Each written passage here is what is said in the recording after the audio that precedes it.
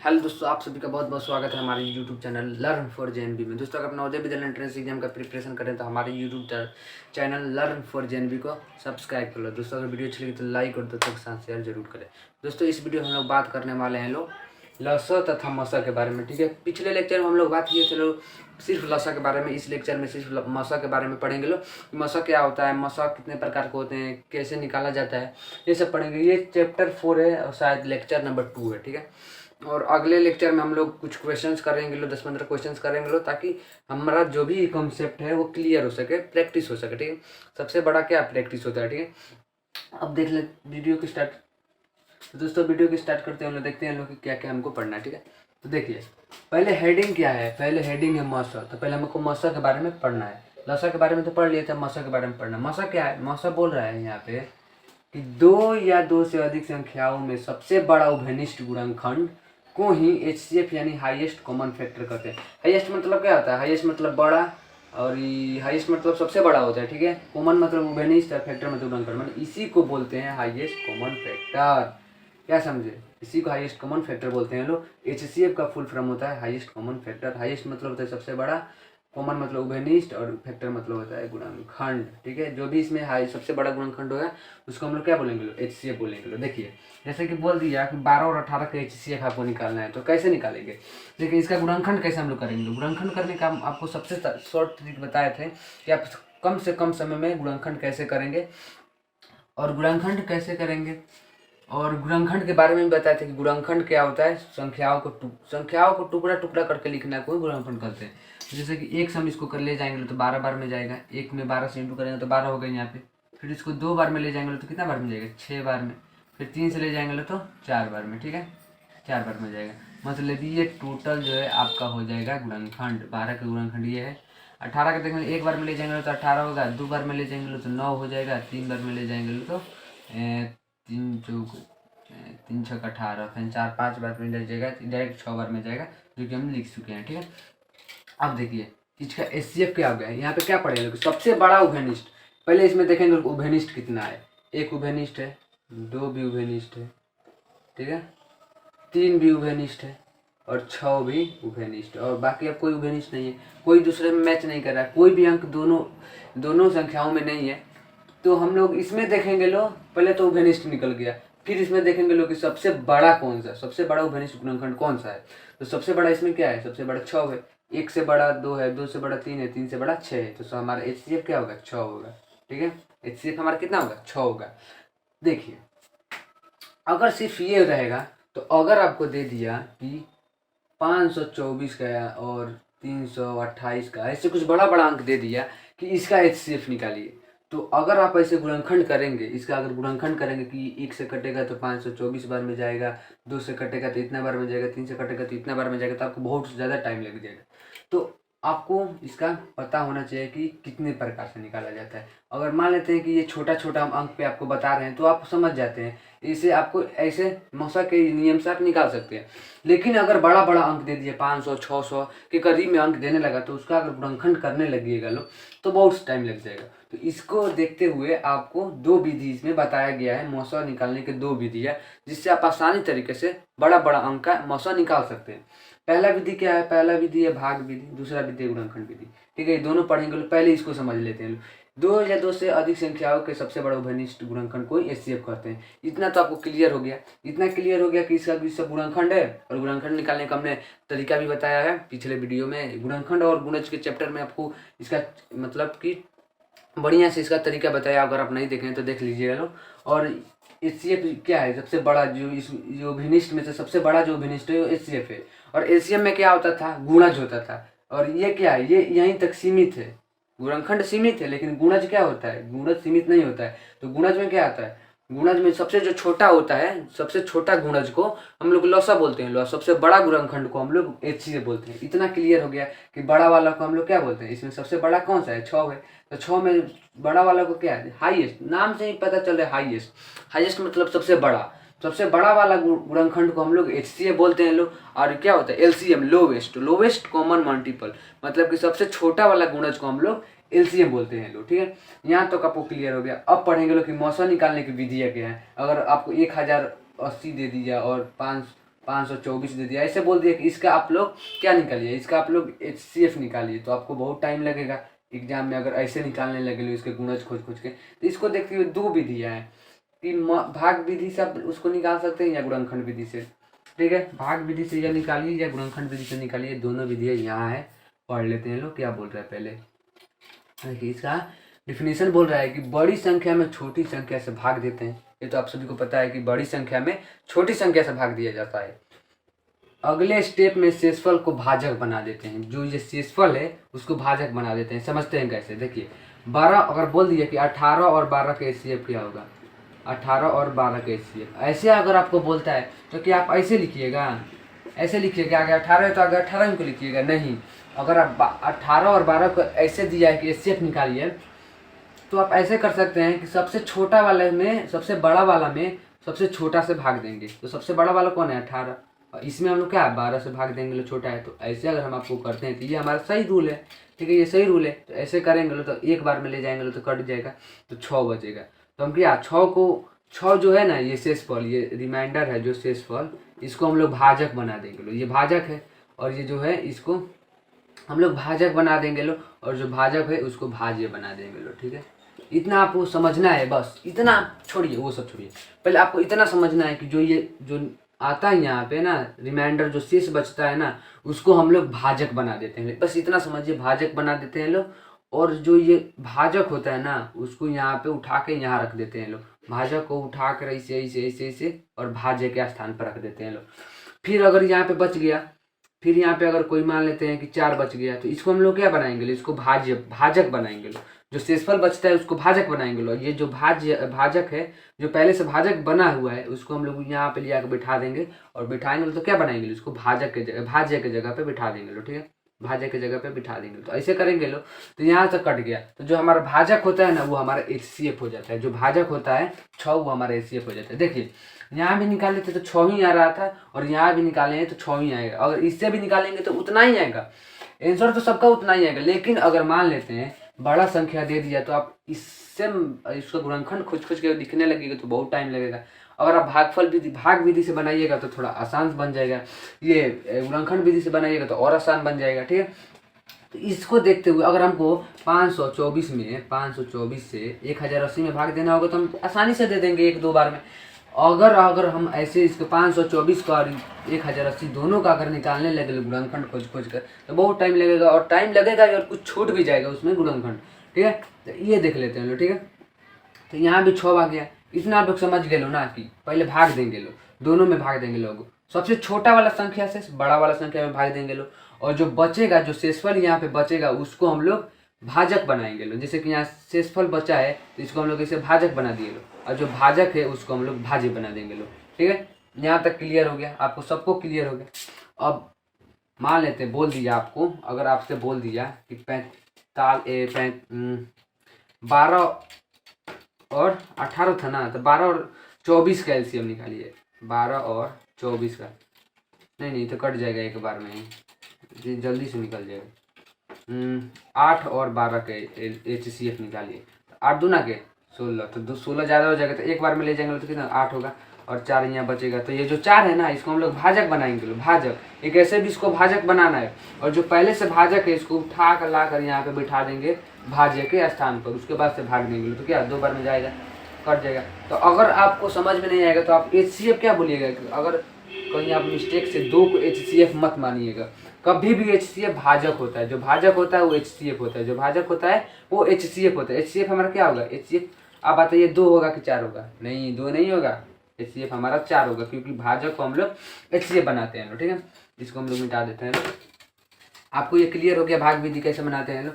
और अगर आपको अभी तक भी कुछ समझ में नहीं आया ना, तो क्वेश्चंस करेंगे तो आपको बहुत सब कुछ समझ में आ जाएगा। अब देखिए गुणनखंड विधि क्या बोलता है। गुणनखंड विधि बोलता है कि सभी संख्याओं का अलग अलग गुणनखंड यानी फैक्टर, गुणनखंड को इंग्लिश में फैक्टर बोलते हैं, निकालने के बाद कॉमन फैक्टर को मल्टीप्लाई कर देते हैं, और जो आंसर होता है वो HCF होता है। जैसे कि 12 और 18 का निकालना है, तो हम इसका क्या निकालेंगे, पहले इसको अभाज्य गुणनखंड विधि द्वारा इसको हम लोग निकालेंगे। तो हम आपको बता रखे हैं कि गुणनखंड विधि से कैसे निकालेंगे।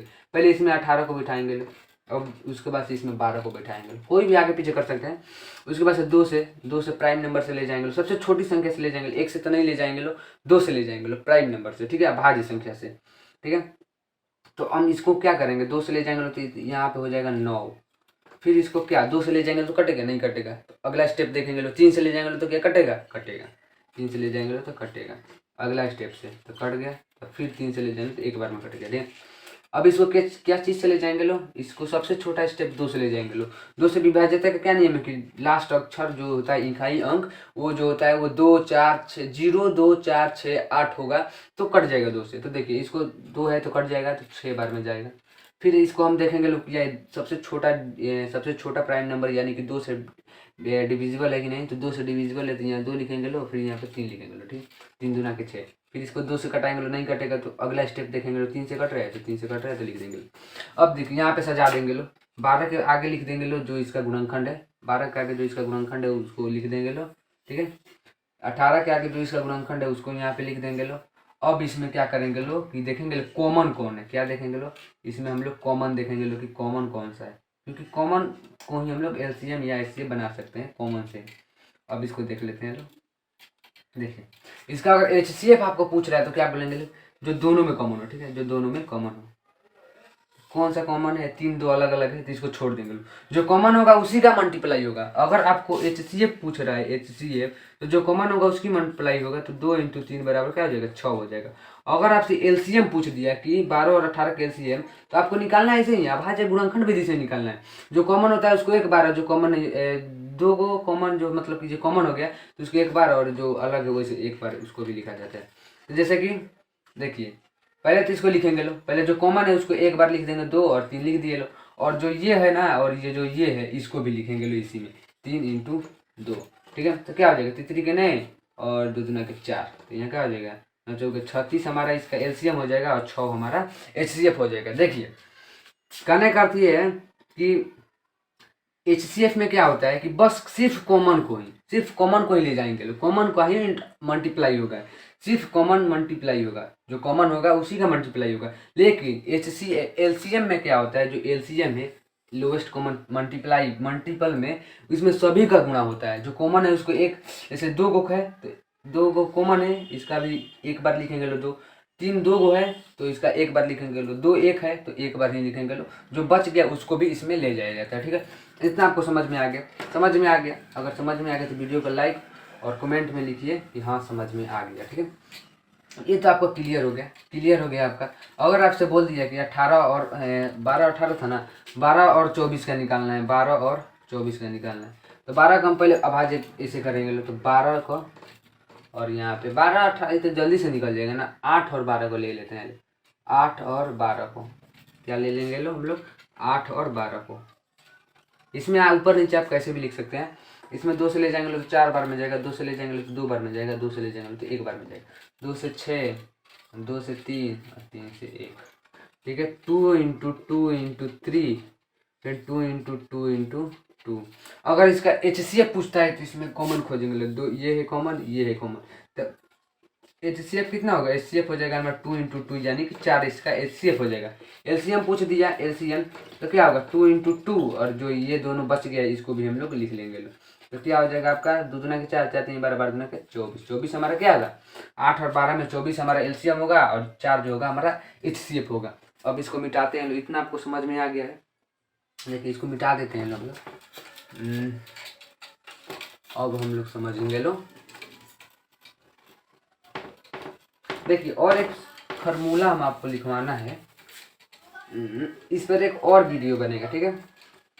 ये चैप्टर पे एक और वीडियो बनाएंगे जिसमें हम क्वेश्चंस को सॉल्व करेंगे, और कुछ इम्पोर्टेंट जो सूत्र होता है, फार्मूला होता है, उसको भी लिखवाएंगे, ठीक है। देखिए सभी को मिटा देते हैं, पूरा बोर्ड को क्लीन कर देते हैं। अब कुछ स्मरण रखने वाली बातें बताएंगे आपको और क्वेश्चंस कराएंगे, ठीक है। स्मरण रखने वाली बातें, देखिए पहली बात है कुछ याद करके रखना है आपको, याद रखें, याद रखना जरूरी है। ये मौसम के बारे में, मौसम से संबंधित कुछ बातें लिखवाएंगे जो कि आपको याद रखना बहुत जरूरी है, ठीक है।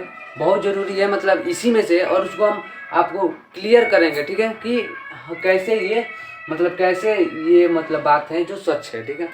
तो याद रखना जरूरी है। पहला बात क्या है देख लेते हैं लोग, यदि कोई एक संख्या बाकी संख्या का मल्टीपल होता है, मल्टीपल होता है मतलब कि बाकी, यदि एक संख्या पहली बातें हैं 10 लिख दिए। पहली बातें हैं कि यदि एक संख्या बाकी संख्या का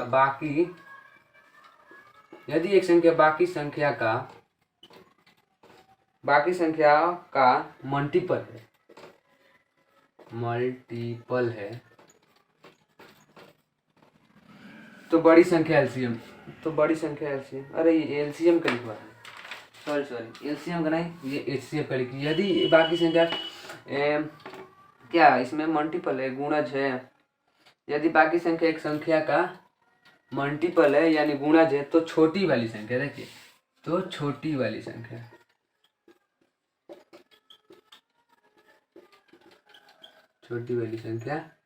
HCF होगा। देखिए कैसे होगा ये भी हम आपको बताएंगे। दूसरी बातें लिखवा देते हैं। एलसीएम में क्या होता है ना कि बड़ी वाली संख्या जो होती है वो एलसीएम हो जाता है। एचसीएफ में होता है कि जो छोटी वाली गुणज होती है वो क्या होता है, एलसीएम हो जाता है, ठीक है, HCF हो जाता है, ठीक है। आपको हम इसको बताएंगे तो आपको समझ में आएगा ये बात है, और लिख लीजिएगा लो। दूसरी बात है, यदि दी गई संख्या अभाज्य है, तो यदि दी गई संख्या अभाज्य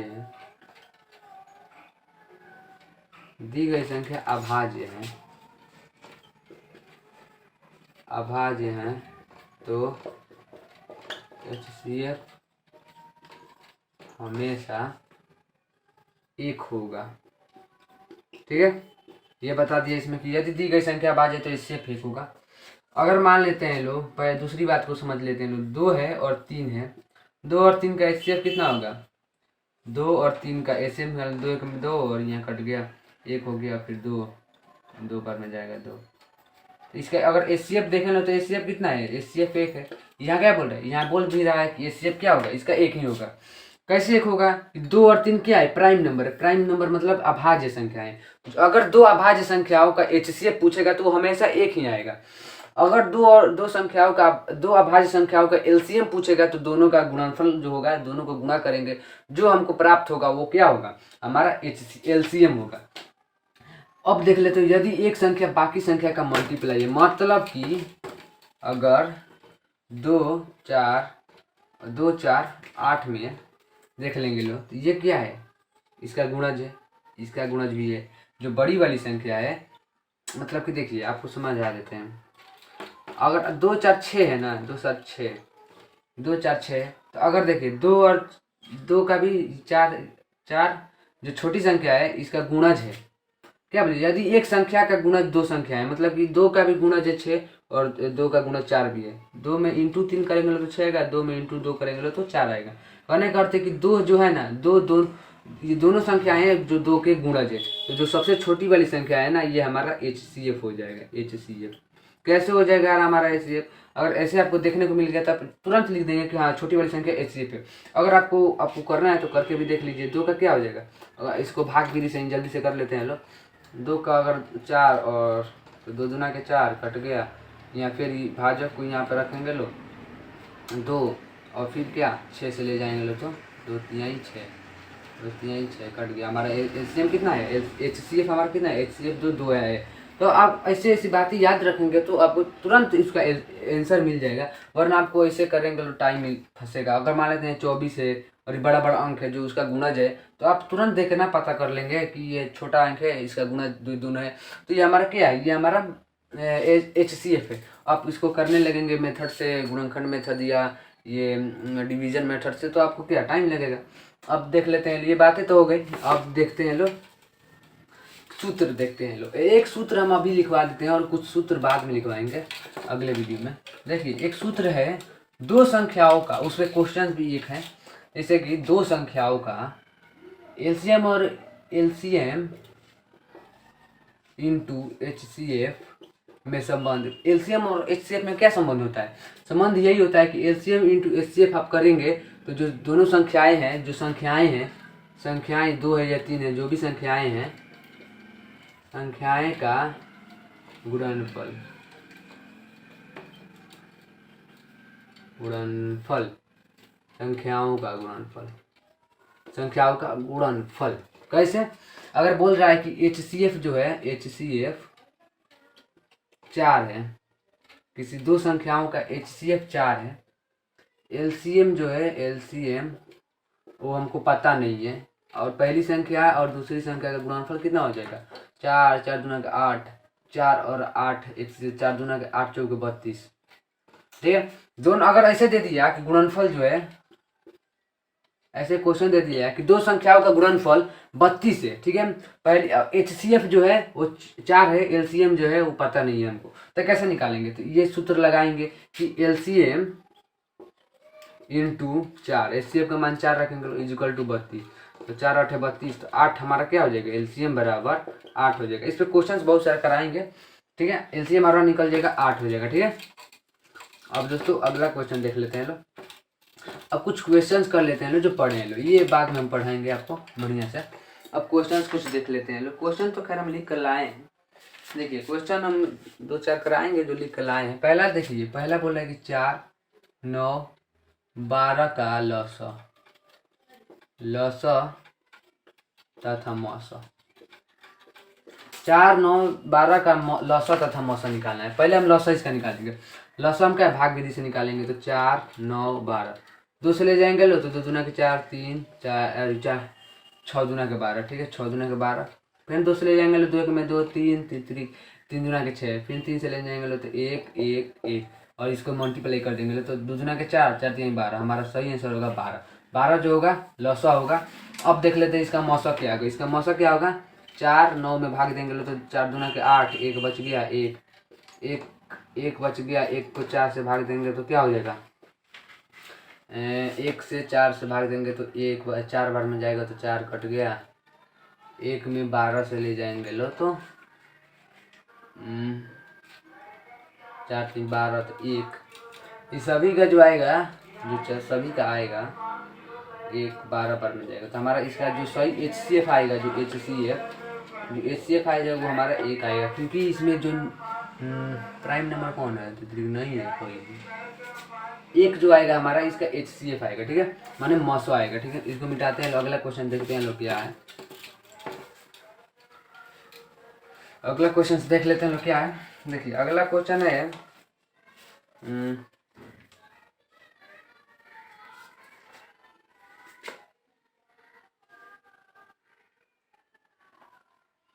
4,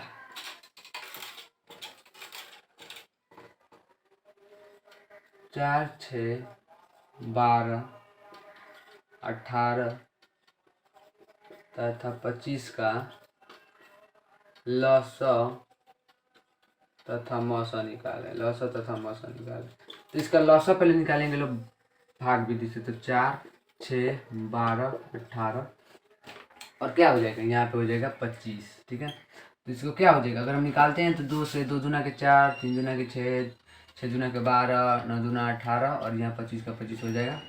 फिर यहाँ 2 से ले जाएंगे, 2 में 2, 3 दूना के 6, 9 25, 3 से ले जाएंगे लो, तो क्या 1 1 1, तितरी के 9 और 3 8 24, 25 का 25 हो जाएगा। 5 से ले जाएंगे लो, 1 1 1 3 50 25, अब सबका मल्टीप्लाई करेंगे लो, 3 × 5 और 2 × 23, इसको मल्टीप्लाई करें तो 2 दूना के 4, 4 3 12, 12 25 60, 6 दूना 12 36 18 180, 180 या 5 से गुणा करेंगे 8 45 0 4 5 4 9 90, 900 हमारा जो आएगा, जो हमारा 900 आएगा, 900 जो हो जाएगा हमारा एलसीएम हो जाएगा। क्या हो जाएगा, एलसीएम। एचसीएफ निकालेंगे लो, 4 6 से भाग देंगे लो, तो क्या आ जाएगा, 4 1 में 4 हो जाएगा 2 और 4 कट गया, 4 दूना गए, ये हो जाएगा आपका 2, 2 दूना के 4 कट गया, 2 यहाँ उतरा, फिर आ गया 12, 12 को कटाएंगे 6 बार में तो कट जाएगा, फिर 2 उतरा 18, 18 को ले जाएंगे लो हम लोग 2 बार में, 9 दूना 18, 9 बार में 18 कट गया, फिर उतरा यहाँ पे 2 और फिर 25, 25 को 12 बार में ले जाएंगे तो क्या हो जाएगा 24 कट जाएगा, 1 आएगा, फिर 2 बार में हमारा HCF जो आ जाएगा, जिसमें हमारा HCF जो होगा HCF वो हमारा आ जाएगा 1। तो दोस्तों बस यही क्वेश्चन था, अब और क्वेश्चन नहीं लेंगे क्योंकि वीडियो बहुत ज़्यादा लंबा हो जाएगा। मैं नहीं चाहता हूँ कि वीडियो लंबा हो। अब कुछ जो भी बचा है क्वेश्चन वो अगले लेक्चर में हम लोग करेंगे लो, ठीक है। और जो भी क्वेश्चन बचा है वो हम लोग अगले लेक्चर में करेंगे लो, और कुछ फार्मूलाज भी लिखेंगे लो अगले लेक्चर में। बस सब कुछ नहीं है, और बस अब जो होगा वो अगला लेक्चर में हम लोग पढ़ेंगे लो। तो दोस्तों उम्मीद करता हूँ कि जितना पढ़ाया वो आपको समझ में आया। तो दोस्तों मिलते हैं किसी ऐसे ही किसी नेक्स्ट वीडियो में, तब तक के लिए जय हिंद, वंदे मातरम, धन्यवाद।